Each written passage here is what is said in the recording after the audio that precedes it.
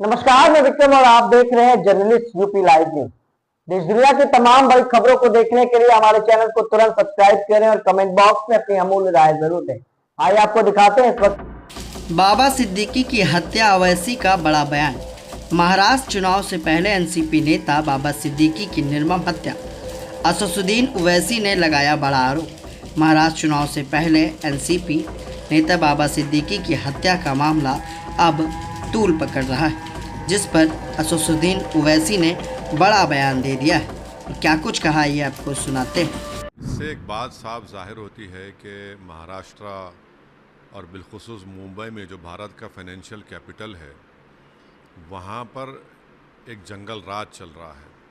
और बड़े अफसोस के साथ ये बात कहना पड़ता है कि मुंबई की पुलिस जो अपने प्रोफेशनलिज्म के लिए पूरे भारत में मशहूर है, वहाँ पर इस तरह की हत्याएं हो रही हैं। तो इससे एक बात मालूम होती है कि वहाँ की शिंदे और फडणवीस की सरकार के पास कोई पॉलिटिकल विल नहीं है।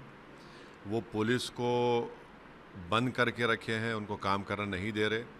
और तीसरा ये है कि उनको सिर्फ इलेक्शन की फ़िक्र है।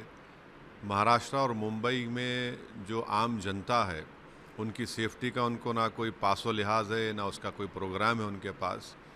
और एक 3 मरतबा के मिले और जो ख़ुद उनकी पार्टी के अलायंस में है, आप उसकी हत्या कर दी जाती है, जिसम में 3-3 गोलियां मारी जाती हैं। तो ये बड़ा ही दर्दनाक, अफसोसनाक और शिंदे और बीजेपी सरकार की सरासर नाकामी है ये। और इससे एक पैगाम मिलता है कि वहाँ पर कोई भी सुरक्षित नहीं है। आप ये दूसरी हत्या हो गई है उनके अलायंस के पार्टनर की, जब आप अपने ही गुट के लोगों को नहीं बचा पा रहे हैं। और मालूम ही हो रहा है कि मरहूम एक्स एमएलए साहब ने, बाबा सिद्दीकी साहब ने लिख कर भी दिया था कि उनको थ्रेट है, तो उसके बावजूद भी उनको कोई सिक्योरिटी नहीं प्रोवाइड करे।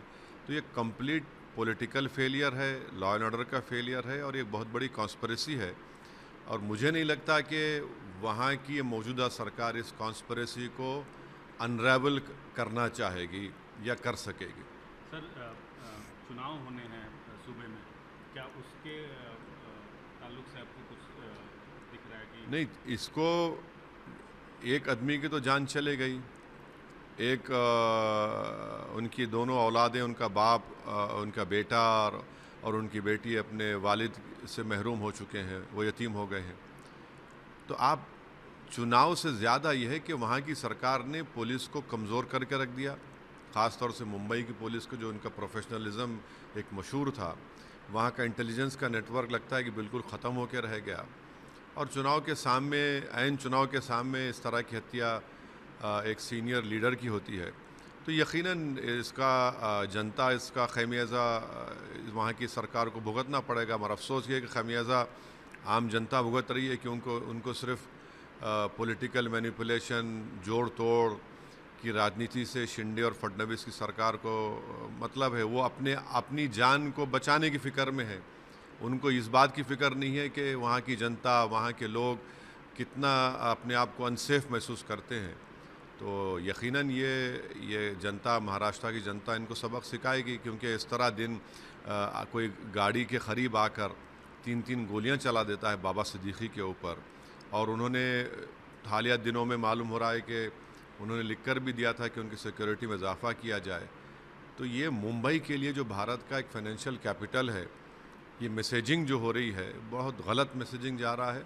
और इसकी पूरी ज़िम्मेदारी मेरी नज़र में वहाँ की सरकार पर आयद होती है। और यकीनन ये आने वाले चुनाव में लॉ एंड ऑर्डर का मसला और इनका सेलेक्टिव क़ानून का इस्तेमाल या फिर आंखें बंद कर लेना उन लोगों के ख़िलाफ़ जो क़ानून अपने हाथ में लेते हैं, जो गाली देते हैं, जो हिंसा की बात करते हैं, जो धर्म संसद करके गा लेते हैं, कोई सरकार कोई काम ही नहीं कर रही, सिर्फ अपनी चमड़ी बचाने के लिए काम कर रहे हैं। तो यही हालात पैदा होने वाले हैं महाराष्ट्र में, और इसका खमियाजा भुगतना पड़ेगा विधानसभा के चुनाव।